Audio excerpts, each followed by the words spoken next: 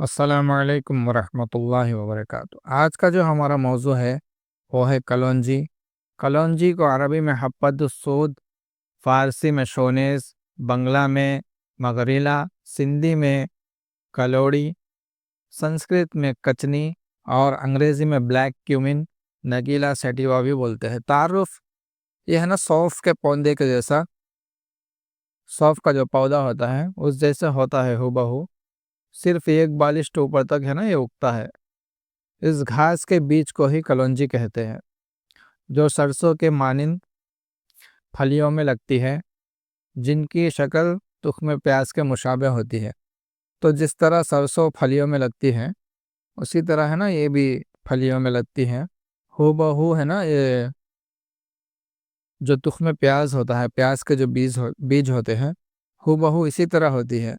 بہت سے لوگ ہیں نا جب کلونجی مانگتے ہیں تو تخم پیاز دے دیتے ہیں، تخم پیاز مانگتے ہیں تو کلونجی دے دیتے ہیں۔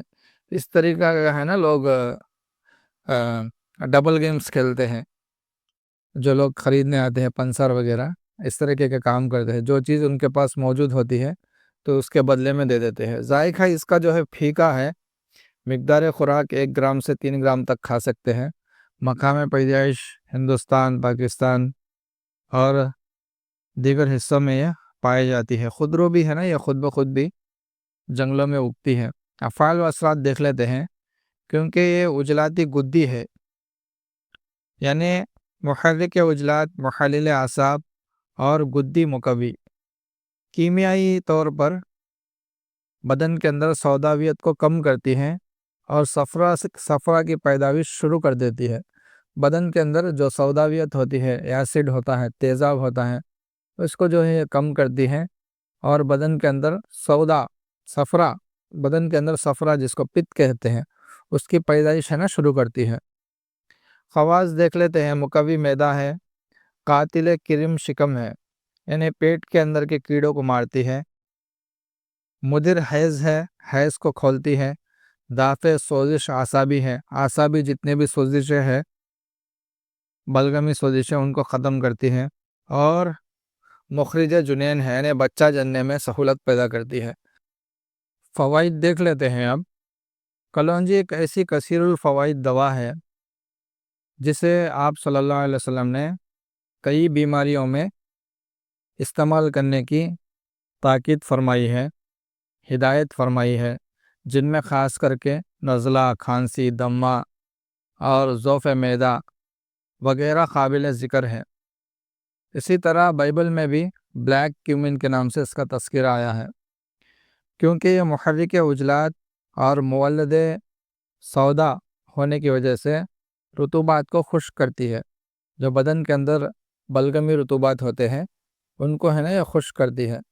رطوبات کے وجہ سے اگر رحم کے عضلات کمزور ہو، بچے دانی کے جو مسلس ہوتے ہیں اگر وہ کمزور ہو جائے اور بچے کی پیدائش میں رکاوٹ مانے ہو، تو کلونجی کو پانی میں اٹا کر 3 گرام کے بقدر اس پانی کو ہے نا بچہ جننے والی عورت کو اگر پلایا جائے تو آسانی سے اس کی زچگی ہو جاتی ہے۔ اسی طرح جن عورتوں کا حیض رکا ہوا ہے ان لوگوں کو بھی پانی ابال کے پلانے سے حیض ہے نا کھل جاتا ہے۔ اسی طرح ایک جو نسخہ میں دیتا تھا، وہ کلونجی کے بیج اور جو تخم پیاز ہوتا ہے اس کے بیج دونوں برابر ملا کے 3 گنا شہد ملا کے رکھ لے، آدھی چمچ صبح شام کھائے تو اس سے بھی ہے نا حیض کھل کر آتا ہے۔ اس کے علاوہ کیونکہ قاتل کرم شکم ہے، یہ کیڑوں کو مارتی ہے، جو اعصابی رطوبات کی وجہ سے، بلغمی رطوبات کی وجہ سے جن بچوں کو پیٹ میں کیڑے ہوتے ہیں یا بڑوں کو پیٹ میں کیڑے ہوتے ہیں، خاص کر کے جن کو کیچوے بولتے ہیں، اس میں ہے نا یہ بہترین فائدہ دیتی ہے۔ اسی طرح اس کو آگ میں ڈال کر دھونی بھی دی جاتی ہے، بعض لوگ دیتے ہیں۔ جس سے دھونی دی جاتی ہے اس سے ہے نا بیکٹیریا وغیرہ مر جاتے ہیں۔ کپڑوں پر اگر دھونی دی جائے تو وہاں کے کیڑے بھی ہے نا ختم ہو جاتے ہیں۔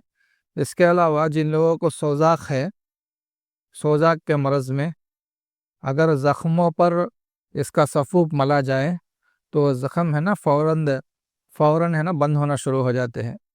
چونکہ عجلاتی گدی ہے اس لیے مخلل اور دافع اثرات رکھتی ہے، یعنی اعصابی سوزش، جتنے بھی اعصابی سوزشوں کی وجہ سے بدن کے اندر غیر طبعی علامات پیدا ہوتے ہیں تو ایسے علاماتوں کو بھی ہے نا یہ دور کرتی ہے۔ اس کے علاوہ چھینک کے آنا اور رطوبات کا بہنا ناک سے، ایسے میں بھی ہے نا یہ بہت اچھا کام کرتی ہے، اور بلغم کو خشک کر کے بلغم کو ہے نا بدن سے نکال دیتی ہے۔ اسی وجہ سے کھانسی، دمہ، یہ سب بیماریاں ہے نا فوراً رک جاتے ہیں۔ اس کے علاوہ جن لوگوں کو مرگی آتی ہے، یعنی فٹس وغیرہ آتے ہیں، جس کو تیلگو میں مورچہ روگم بولتے ہیں، ایسے لوگوں کو ہے نا اس کو پیس کر ناس کی طرح سنگانے سے دورے آنا فوراً ہے نا کم ہو جاتے ہیں، اور آہستہ آہستہ دورے بھی بند ہو جاتے ہیں۔